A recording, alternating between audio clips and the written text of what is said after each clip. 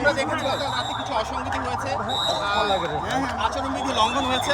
তবে আমরা বিশ্বাস করি আজকে সমঝোতা করা আছে, উৎসবমুখর পরিবেশ এবং শান্তিপূর্ণ পরিবেশ যেন প্রতিষ্ঠা করা যায়, জনগণের ক্ষমতা নিশ্চিত হয়, জনগণ যেভাবে খুব উৎসাহ উদ্দীপনার সাথে ভোট দিতে আসছে সেটি যেন বজায় থাকে, শান্তিপূর্ণভাবে আমরা রাষ্ট্রের মালিকানা জনগণের কাছে ফেরত দিতে চাই এবং একটা অবাধ, সুষ্ঠু এবং গ্রহণযোগ্য নির্বাচন হলে ইনশাল্লাহ বিএনপির সুনিশ্চিত বিজয় আসবে, সেটি আমাদের সবার প্রত্যাশা।